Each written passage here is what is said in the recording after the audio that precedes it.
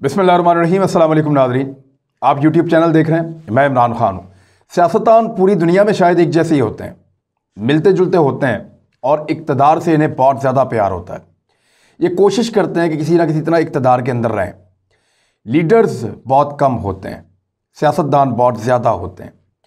पूरी दुनिया में अगर आप देखें तो लीडर्स और सियासतदानों की जो रेशो है वो ना होने के बराबर है। इनके अंदर इतना बड़ा फ़र्क है कि आपको हज़ारों सियासतदान मिल जाते हैं और उनमें कहीं कोई एक लीडर आपको मिलता है।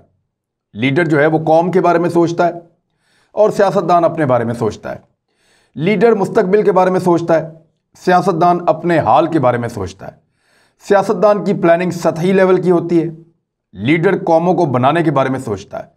तो लीडर बड़े अरसे के बाद आते हैं और लेकिन मज़े की बात यह है कि तमाम सियासतदान ये क्लेम करते हैं कि वो लीडर हैं और लीडर की डेफिनेशन पे पूरे उतरते हैं। हर सियासतदान को ये लगता है, लेकिन इन सियासतदानों के हुजूम के अंदर कहीं कोई अकेला होता है लीडर। कभी वो कामयाब हो रहा होता है, कभी नहीं हो रहा होता, लेकिन वो लीडर होता है। उसके नज़रियात उसको लीडर बनाते हैं, उसकी आवाज़ और उसकी आवाज़ के अंदर जो दर्द है वो उसको लीडर बनाता है। बहरहाल ये चीज़ें फिर किसी दिन डिस्कस करेंगे। लेकिन एक और लीडर जो अमेरिका में मौजूद है, यानी मैं ये मजाक में आपको कह रहा हूँ, डोनाल्ड ट्रंप की बात कर रहा हूँ, वो एक सियासतदान है। डोनाल्ड ट्रंप ने नवंबर 3 का इलेक्शन हारने के बाद से लेकर अब तक बहुत सारी ऐसी हरकतें की हैं जो तीसरी दुनिया के सियासतदान करते हैं, थर्ड वर्ल्ड के सियासतदान। ये पाकिस्तान में ऐसा होता है, इलेक्शन हार जाओ, इसकी इल्ज़ाम, उसका इल्ज़ाम, इसने धांधली की है, उसने की है। इमरान खान साहब ने भी इल्ज़ामात लगाए थे। धांधली होती है, हमारे मुल्कों में होती है, लेकिन अमेरिका में, यूरोप में वहाँ धांधली मुश्किल है। उनका सिस्टम बहुत डेवलप हो चुका है। उनके वहाँ पे मशीनों के ज़रिए से वोट पड़ता है। उनका डाक का वोट और सिस्टम बड़ा इंपॉर्टेंट है। उनकी अदालतें जो हैं वो ज़्यादा बेहतर काम कर रही हैं, उनके एविडेंसेस ज़्यादा बेहतर हैं, टेक्नोलॉजी ज़्यादा बेहतर है, तो वहाँ इम्कानात कम होते हैं। हमारे जैसे मुल्कों में धांधली के बहुत ज़्यादा इम्कानात होते हैं। इसीलिए इसके नारे को इस्तेमाल करके ज़्यादा देर तक आप सियासत भी कर सकते हैं। बहरहाल डोनाल्ड ट्रंप ने हमारे लोकल जैसा एक काम किया, जैसा पाकिस्तान में होता है, इंडिया में होता है, जैसा तीसरी दुनिया के मुल्कों में होता है, कि डोनाल्ड ट्रंप के लोगों ने एक मार्च प्लान किया है। अब ये आप मेरे पीछे ये देखें, आप तस्वीर और ये मनाजिर, आप ये एक मार्च है। इसका जो स्लोगन है और इसका जो लोगो बनाया गया वो ये है कि मार्च फॉर ट्रंप। एक बस टूर है ये, और to demand transparency and protect election integrity. वो ये कह रहे हैं कि हम ट्रंप के लिए मार्च कर रहे हैं और ट्रंप के लिए मार्च है, और ये एक बस का टूर है जो पूरे अमेरिका से निकला है। और चंद दिनों से ये बसें चल रही हैं अमेरिका के मुख्तलिफ शहरों में, मुख्तलिफ रियासतों में, और ये रफ्ता रफ्ता बढ़ रही हैं वाशिंगटन DC की तरफ। और इनकी जो मुतालबा है वो है ट्रांसपेरेंट, शफाफियत, और साथ इलेक्शंस की जो इंटेग्रिटी है उसको प्रोटेक्ट करना, उसका तहफ़्फ़ुज़ करना। वाशिंगटन DC में ये पहुँच रहे हैं जनवरी 6 को 2021 में, और सुबह 9 बजे। अच्छा, ट्रंप ने इसके बाद जो है ये सारा बताया और किस तरह इसको वो किया गया है। इसकी पूरी एक वेबसाइट बना दी गई है जिस पर सारी तफसीलात मौजूद हैं और तस्वीर मौजूद हैं। रोज़ाना की बुनियाद पे ये बसें जहाँ जहाँ पहुँचती हैं वहाँ से अपडेट्स डाली जा रही हैं। अब ट्रंप ने एक ट्वीट किया है, एक छोटी सी वीडियो है, ज़रा ये क्लिप आप देखिए, फिर आपको मैं बताता हूँ कि ये ट्रंप किस जानिब अमेरिका को ले जा रहे हैं और अमेरिका को ऐसा कौन सा खतरा है जिसके बारे में बड़े अहम तरीन 10 अमरीकियों ने, 10 इंतहाई अहम तरीन अमरीकी हैं जो बड़े अहम तरीन ओहदों के ऊपर रहे हैं, उन्होंने खबरदार किया है। क्या खबरदार किया बाद में बताता हूं, लेकिन पहले ये वीडियो आप देखें।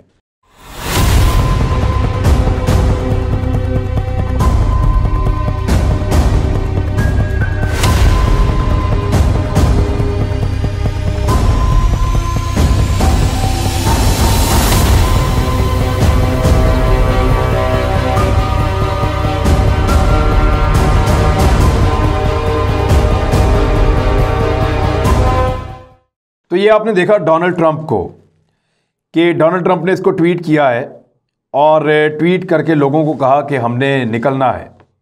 और इसमें कह क्या रहे हैं, इसमें कह रहे हैं this could be the biggest event in Washington DC history. ये वाशिंगटन DC की तारीख का सबसे बड़ा इवेंट हो सकता है। Be a part of history, आप तारीख का हिस्सा बनिए, ज्वाइन द मार्च, इस मार्च को ज्वाइन कीजिए, इसके अंदर शमूलियत कीजिए। जनवरी 6 व्हाइट हाउस एलिप्स और अराइव बिफोर 9 AM। ये एलिप्स जो है ना, ये एक बैजवी, इसका उर्दू में मतलब तो बैजवी होता है। ये एक ग्राउंड है जो वाइट हाउस के बिल्कुल साथ, उसके जंगले के साथ मुत्तसिल है और ये बड़ा मकबूल है वहाँ पे। जैसे हम यहाँ पे लाहौर में अगर कोई प्रोटेस्ट करता है तो लोग कहते हैं पंजाब असम्बली पहुँचो, या चेरिंग क्रॉस, लोग कहते हैं चेरिंग क्रॉस पहुँचो, तो बड़ा मकबूल है। या प्रेस क्लब पहुँचो, बड़ा मकबूल है। शारा दस्तूर जो है वो इस्लामाबाद में बड़ा मकबूल है। कराची में शारा फैसल पे लोग पहुँचते हैं। 3 तलवार पे लोग एहतजाज करते थे। तो इस तरह शहरों के अंदर मकबूल जगह होती हैं। तो अमेरिकन जो हैं वो नॉर्मली रास्ता बताते हुए भी एक दूसरे को एकदम एलिप्स का नाम लेते हैं। तो ये एक बैजवी ग्राउंड है जो बहुत पुराना है, बहुत पुराना है। और ये इसको प्रेसिडेंशियल ग्राउंड भी कहते हैं। यहाँ पे बेसबॉल भी खेली जाती है, सेनेटर्स खुद भी खेलते रहे हैं, फौज भी इस ग्राउंड को इस्तेमाल करती रही है। इस ग्राउंड की हिस्ट्री जो है वो लगभग कोई 300 साल पुरानी है। 17वीं सदी से अब तक ये ग्राउंड जो है इसी तरह मौजूद है और इसके अंदर तब्दीलियाँ होती रही हैं। तो अमेरिकी सदर ने इसको यहाँ पे बुलाया लोगों को और उन्होंने कहा कि 9 बजे से पहले पहले आप यहाँ पे पहुँचें और इस टूर का हिस्सा बन जाएं हमारे साथ। पूरे अमेरिका से जो बहुत बड़ी तादाद में लोग पहुँच रहे हैं, ये सारे के सारे लोग क्या लेने आ रहे हैं वाशिंगटन डीसी में, अब ये एक बड़ा सवाल पैदा हो चुका है। इसकी वेबसाइट के ऊपर जाकर अगर आप देखें तो इस मार्च के अंदर या इस बस टूर के अंदर बाकायदा साथ साथ तस्वीर अपलोड की जा रही हैं। ये जो बस टूर है ये मुख्तलिफ इलाकों से अब वाशिंगटन डीसी की तरफ बढ़ता चला जा रहा है। इसके मैप भी इन्होंने जारी किए हैं। अगर आप इसकी वेबसाइट के ऊपर जाएं तो जगह जगह जहाँ पे खिताबात हो रहे हैं, लोकल जो कारकुन हैं वो किस तरह इकट्ठे हो रहे हैं, बच्चे, ख़वातीन, मर्द हजरात, और जिस तरह अमरीकी इकट्ठे होते हैं मुख्तलिफ रियासतों में, वो एहतजाज करते हैं, तकरीरें करते हैं, वहाँ से टूर को आगे बढ़ाते हैं और वाशिंगटन डीसी की तरफ बढ़ते हैं। टेक्सास के अंदर से बड़ी बुरी सूरत हाल रिपोर्ट हुई जहाँ पे बर्फानी तूफ़ान के अंदर उनका कॉन्वे फंस गया था और बड़ी मुश्किलों से वो वहाँ से निकले हैं। बर्फानी तूफ़ान में से बड़ा ज़बरदस्त किस्म का वहाँ एक तूफ़ान आया था। ये बसों के ऊपर डोनाल्ड ट्रंप की तस्वीरें बनी हुई हैं और ये बसें पहुँच रही हैं वाशिंगटन डीसी की तरफ और 5 तारीख को ये पहुँचेंगे। 6 की सुबह डोनाल्ड ट्रंप इसके अंदर शिरकत करेंगे और डोनाल्ड ट्रंप जो है वो सुबह 8:45 बजे उन्होंने सबको इकट्ठा किया, 9 बजे से पहले पहले, और फिर यहाँ से ये लोग निकलेंगे। ये क्या करने जा रहे हैं इसके बारे में डोनाल्ड ट्रंप ने कुछ नहीं बताया। ये क्या करने वाले हैं, अमेरिका में क्या गुल खिलाएंगे, इसके बारे में कुछ नहीं बताया। और अमेरिका की तारीख में आज तक ऐसा नहीं हुआ कि एक प्लान्ड कोशिश की जा रही हो मनसूबाबंदी के तहत। यानी जब हिलरी क्लिंटन हार गई थी, लोगों ने एहतजाज किया था, थोड़ी देर एहतजाज रहा था, फिर लोग वापस चले गए थे और उसको प्लान नहीं किया गया था, बल्कि हिलरी क्लिंटन ने खुद बाद में लोगों से कहा कि ठीक है अब प्रोसेस को चलने दें। डोनाल्ड ट्रंप फिर सदर बन गए। लेकिन अब क्या हुआ, अब ये हुआ है कि डोनाल्ड ट्रंप इसको लीड कर रहा है। थोड़े दिन पहले डोनाल्ड ट्रंप की एक जो है वो कॉल भी लीक हुई है और हाल ही में उसको शाया किया है बाकायदा वाशिंगटन पोस्ट ने। अब ये जो कॉल वाशिंगटन पोस्ट ने छापी है और इसके कुछ हिस्से जो हैं वो अपनी वेबसाइट पे डाले हैं, ये जो बाइडन की फतह को शिकस्त में बदलने के लिए डोनाल्ड ट्रंप राब्ता कर रहे थे मुख्तलिफ हुकाम से। और ख़ास तौर पे ये कॉल 1 घंटे की कॉल वो कह रहे जी हमारे पास मौजूद है, जो जॉर्जिया की इंतज़ामिया को की है डोनाल्ड ट्रंप ने और वहाँ के हुकाम को धमकाया है। और उन्हें ये कह रहे थे कि 11,780 वोट मेरे लिए अब आप पैदा करें, ढूंढें मेरे लिए इन वोटों को और मुझे ये वोट चाहिए ताकि मैं जो बाइडन को जॉर्जिया से शिकस्त दूं और मेरे सदर के ओहदे के ऊपर बरकरार रहने के इम्कानात जो हैं वो रोशन हो जाएं। अब जॉर्जिया के जो सेक्रेटरी ऑफ द स्टेट हैं ब्रैड रिफेंसपर्जर, इनको डोनाल्ड ट्रंप ये कॉल कर रहे हैं और इनको धमकियां भी दी हैं डोनाल्ड ट्रंप ने, इनको नताइज से खौफजदा भी किया है और अमेरिका में अब इस कॉल के ऊपर खासी तनकीद हो रही है। यानी डोनाल्ड ट्रंप ने इलेक्शन के दौरान भी कोशिश की कि किसी तरह अटैक करे, अपनी पोजीशन को इस्तेमाल करे और इलेक्शन को अपने हक में ले आए। उसके बाद अदालत को भी इस्तेमाल किया, उसके बाद दोबारा रिकाउंटिंग भी करवाई और अब एक बहुत बड़ा बस मार्च जो है, एक टूर पूरा का पूरा वाशिंगटन डीसी में पहुंचा रहा है। इस वक्त वो सारी गाड़ियां, वो लोग, वो क्राउड जो है वाशिंगटन डीसी की तरफ बढ़ रहा है। जब ये लोग वहां पहुंचेंगे, क्योंकि सुबह 7 बजे उन्होंने कहा है कि जी हम दरवाजे खोल देंगे एलिप्स के, जो एक बैसवी ग्राउंड है, वहां से आपको अंदर दाखिल करेंगे। वहां पे ये क्या प्लान करते हैं, डोनाल्ड ट्रंप इनको क्या कहते हैं और उसके बाद ये क्या करते हैं, ये एक बड़ा सवाल है। और ये लोग वापस जाएंगे, वहां रुकेंगे, क्या करेंगे? क्योंकि ये एक ऐसा मार्च है जो अमेरिका की हिस्ट्री में इस तरह नहीं हुआ कभी भी। इस तरह प्लानिंग के तहत सदर जो है वो चिपक के नहीं रह गया पिछले 100 साल की हिस्ट्री में। तो मैं आपको बता रहा हूं, बहुत पहले की एक कहानी है, लेकिन वो बहुत पुरानी तारीख है। उसका मौजूदा दौर से और मौजूदा वक्त से कोई ताल्लुक नहीं है। ये कंप्यूटराइज दौर है, यहां दुनिया डिजिटलाइज्ड हो चुकी है, और इस दौर के अंदर इस किस्म की हरकत डोनाल्ड ट्रंप कर रहे हैं तो उनके दिमाग में कुछ ना कुछ है। अब खदशा क्या है, हो क्या सकता है, इस बारे में थोड़े दिन पहले मैंने आपको एक वीडियो भी करके दिखाई थी कि अमेरिका में असलहे की खरीदारी बहुत ज़्यादा हुई है। एरिजोना और उसके आसपास की रियासतों में असलहा बहुत ज़्यादा बड़ी मिकदार में ख़रीदा गया है। लोग जो हैं वो थोड़े से, एक तो वो सोचते हैं कि अगला सदर आके कानून बदल देगा तो असला कैसे खरीदेंगे, ये वजह भी है। कुछ थोड़ा सा इनसिक्योर फील करते हैं इलेक्शन में, और कुछ डोनाल्ड ट्रंप के हमायती जो है उन्होंने असलहे की सरेआम नुमाइश भी की थी और अपने एहतजाजों के अंदर असलहा लेकर भी आए थे। अमेरिका का जो कानून है वो ये कहता है कि लोगों को असला रखने की इजाज़त है। वो इसलिए भी कि वो समझते हैं कि अमेरिका के असल मालिक ये लोग हैं, और अगर कभी भी हुकूमत गलत करे या कुछ भी करे तो ये लोग हुकूमत के खिलाफ भी अपने असले के जोर पे, अपनी ताकत के बलबूते के ऊपर बगावत करके हुकूमत को दुरुस्त रास्ते पे ला सकते हैं। तो इसका भी फायदा उठा रहे हैं डोनाल्ड ट्रंप और उनके हामी। अब जो अमेरिका के 10 साबका महकमा दिफा के जो सेक्रेटरीज हैं उन्होंने एक खबरदार किया है। उन्होंने किस चीज से खबरदार किया है? उन्होंने कहा है कि रिपब्लिकन और डेमोक्रेट्स, ये इन दोनों से ताल्लुक है। मैं आपको ये क्लियर कर दूं कि जो सेक्रेटरीज हैं इनका ताल्लुक रिपब्लिकन से भी है, डेमोक्रेट से भी है, और ये 10 की तादाद है। इन तमाम ने एक आर्टिकल के ऊपर साइन किए और वो आर्टिकल छपा है वॉशिंगटन पोस्ट में। और उस आर्टिकल के अंदर इन्होंने क्या लिखा है?